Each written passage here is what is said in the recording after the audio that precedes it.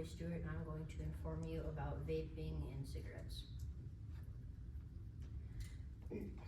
Vaping and smoking is extremely dangerous. In today's society, many people have recently started vaping and or smoking or have been vaping and or smoking for a long time.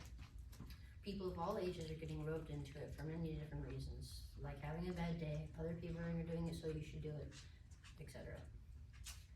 Smoking is able to help with depression and anxiety, which is the main reason people start smoking. Cigarettes are able to do this because the nicotine binds the limbic system, which is the part of the brain that houses the pleasure and reward center. It then releases dopamine, which results in feelings of euphoria. These effects combine to give smokers a boost in their mood. One of the worst parts is how young teens are getting caught with vapes at schools all the time. Vaping and smoking is bad, and here's why. Vaping and smoking are bad for your lungs. An important part of a cigarette is tobacco. Carol Hand from the EBSCO states lung cancer is the most common tobacco-related cancer, and it causes the most deaths. But at least 14 kinds of cancers are related to tobacco use, and they occur throughout the body. This is how dangerous and how much damage just one ingredient of a cigarette can be. Just imagine all the other ingredients going into your system. Class surveys have shown that everyone in the class knows someone who has vaped before they have vaped themselves. But only 63% of the class is aware of what the vapes can do to your lungs. This shows how many people vape and how not everyone is aware of the dangers. A bunch of people start just to feel good in the moment, but in the long run, you don't end up so well. A bunch of people, for some reason, think that switching to a vape is better than smoking. But vaping can be just as bad. Vapes could damage small passageways in your lungs. This weakens your lungs so that they don't fully open, giving you less oxygen with each breath. I have a demonstration that shows what's supposed to happen when you inhale and exhale with healthy lungs versus weak lungs. The cup represents the chest cavity, the balloon inside represents the lung, and the balloon on the bottom represents the diaphragm. When the diaphragm retracts, it opens and closes the lung.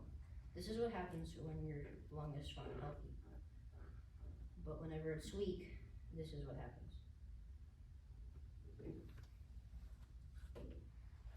See, when the lungs are damaged, they don't open all the way, making you always feel out of breath. They can also cause lung disease and contribute to heart disease, making it worse. Renee Eberstock from the EBSCO says e-cigarette users were also more likely to have had days absent due to asthma symptoms. People who already have asthma could end up a lot worse than what these people had to go through. Within 3 months after you smoked your last cigarette, you'll begin coughing and wheezing less. You'll begin healing faster than expected. But with a vape, it'll take approximately 15 to 20 years before a former vape user will have the same chance at overall health and well-being as someone who has never vaped. This shows how much longer it takes to recover from a vape than it does a cigarette. Using an e-cigarette is what is commonly known as vaping. Although some people may know what a vape can do to your lungs, not everyone knows what is in it. Oliver Delgado from the EBSCO states e-cigarettes work by heating a liquid to produce an aerosol that users inhale into their lungs. This liquid can contain nicotine, tetrahydrocannabinoid, THC, and cannabinoid CBD oils and other substances and additives.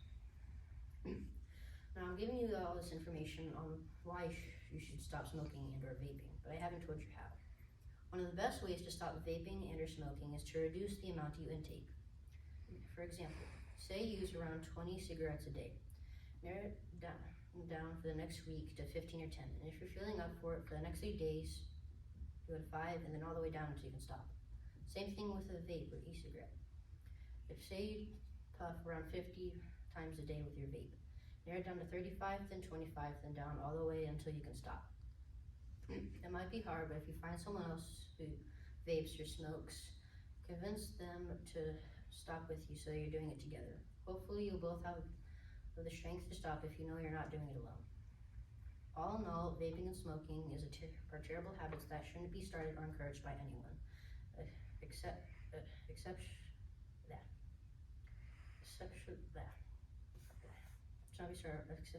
especially not young teens who don't understand the risks.